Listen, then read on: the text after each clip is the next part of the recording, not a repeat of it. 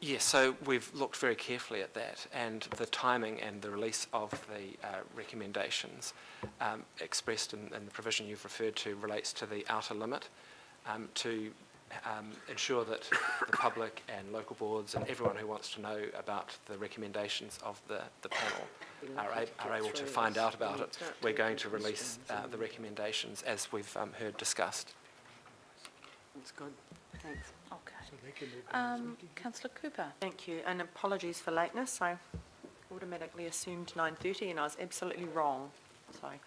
So, Thank you for your early apologies and your frantic phone calls. Yeah, okay. Appreciated. So just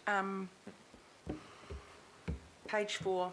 Oh, so the bottom thing we talk about, people can appeal, submitters can appeal if we reject a recommendation, and any person can appeal if we accept a recommendation that's out of scope if they're adversely affected. So that means there's no avenue for people who just don't like it to appeal. Is that right? Just don't like what we've accepted, the recommendations we've accepted. So can we park that for a That are second? in scope. Can we just park that for a second and go in the next bit on appeals? Sure, we can go into that. Fine, good, thank you. Okay. Mark.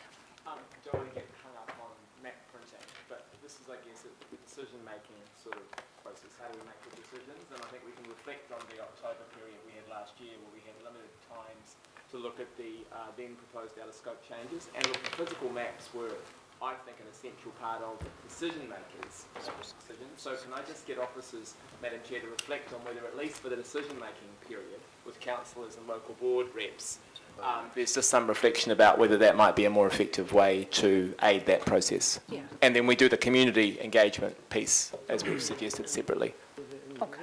Yeah, I think the maps are, that's certainly what people will be interested in. Whether that forms part of the actual recommendations or not, we've yet to see how it's packaged up from the panel. Yeah, but just, Madam Chair, distinguishing the decision-making process we're going through, so, that workshop, for example, and the scrutiny that councillors and local board reps will want to play as distinct to what we then provide to the community, because I think there's two different aspects to that.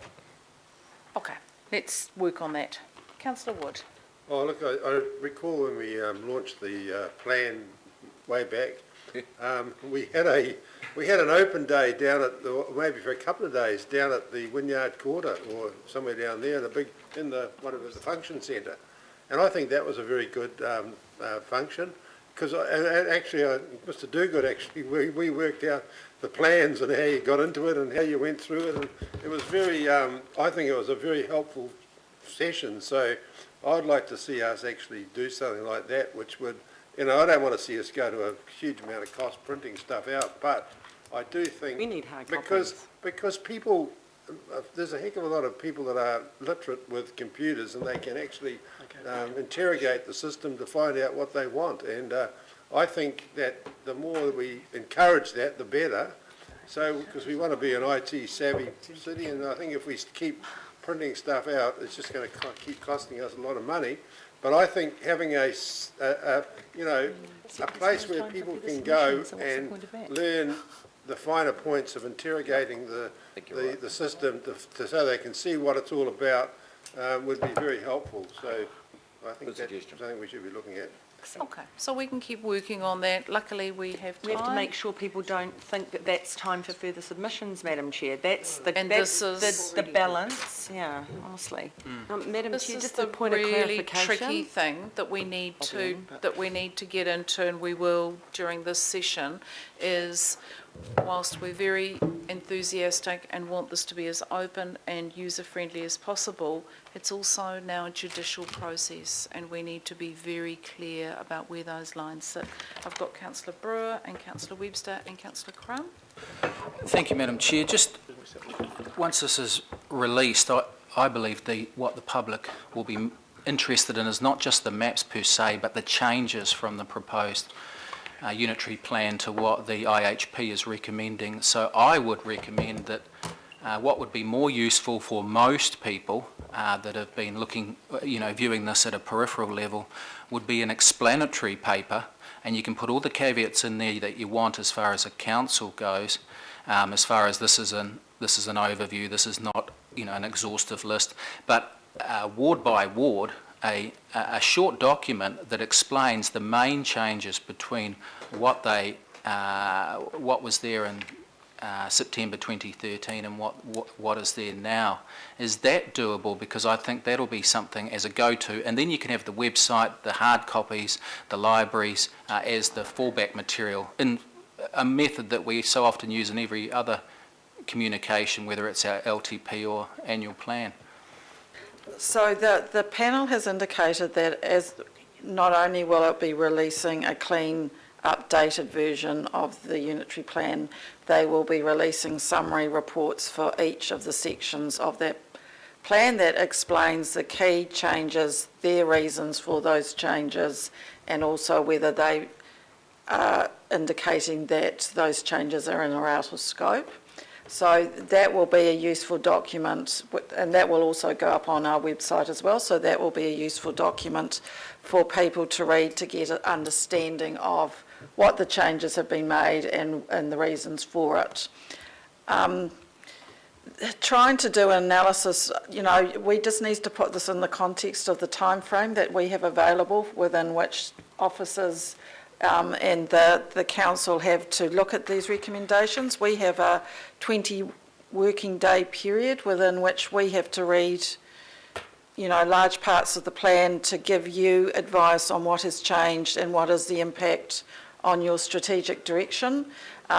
That's going to be a full-on piece of work for not only the planning staff but a number of staff from across the wider council family, because we've had the CCOs involved in all our cases. And to be honest, at this stage, I just don't see how we would have the time to then understand that and then go away and write up individual ward by ward accounts of what has changed in those particular areas. Something we can keep at the back of our mind, how's the best way of presenting this information to you as we move into the recommendation stage, but at this stage I just have to say time is extremely tight, and other than asking our staff to work 24/7 for a month, I just don't see how we could possibly come up with all of this additional information.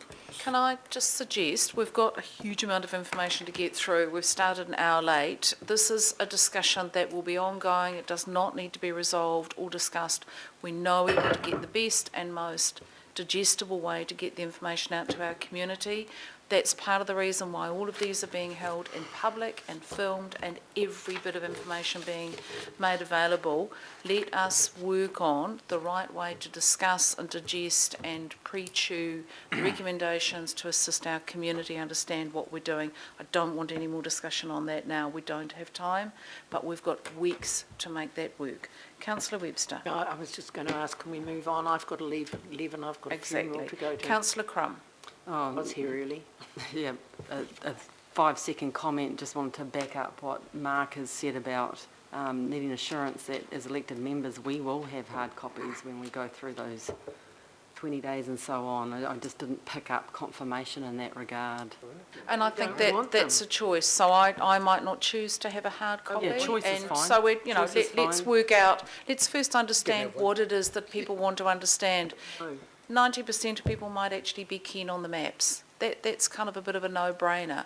Do you want, the 8 volumes of the regional policy statements and all the rest of it? Let's just start to work on what's practical here, guys. Peter. I hesitate to say it. I want to move on too, but I'd be quite happy just to have the maps that relate to my local board area. Yeah. People in my local board area. Online, and you can print Fine. them out. They're really not interested enough. Yeah. Oh, Peter, don't be... See, I think, Peter. and Peter, thank the you. point. That's a good, That's not- honest and yeah. practical. Let's work out. So please, board chairs, councillors, think about the practical side Go of this. online What's and going print to it be out. useful. Well, that's what Okay. Councillor Crum was... Right, I think That's we're what you're going wanting. to Local move maps, on You don't want the to regional policy statement. The councillors can we move print it on off for their to constituents. when a decision is required and the timing process? So this next slide is just recording the fact that, as I've mentioned, we're working in a statutory time frame, a framework. It's the statute which says 20 working days. And it says that if we receive the independent hearings panel recommendations by 22 July, in effect, we need to make a decision, or you guys need to make a decision by 19 August 2016.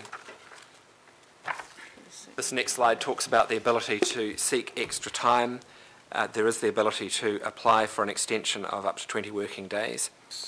And we're limited, though, to the 20 working days. That's the maximum, the additional 20 working days. That's the maximum that we could have.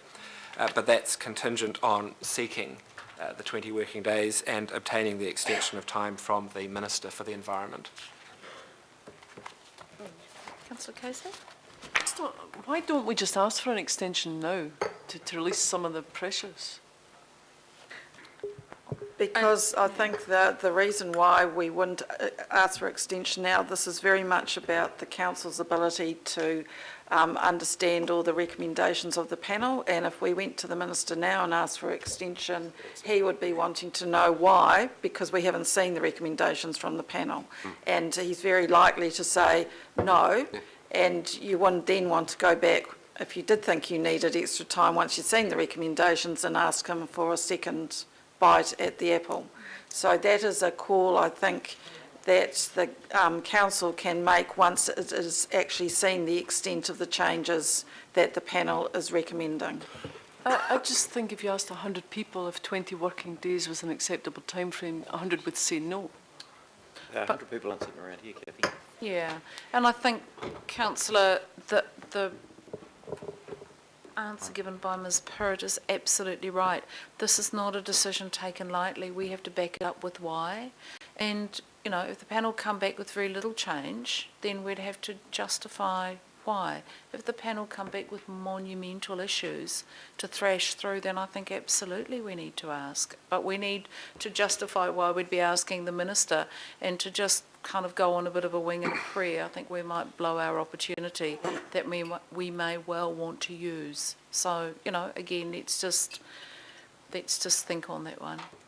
Marlene? Yeah, Madam Chair, 20 working days, that's a lot of time. That is actually a lot of time.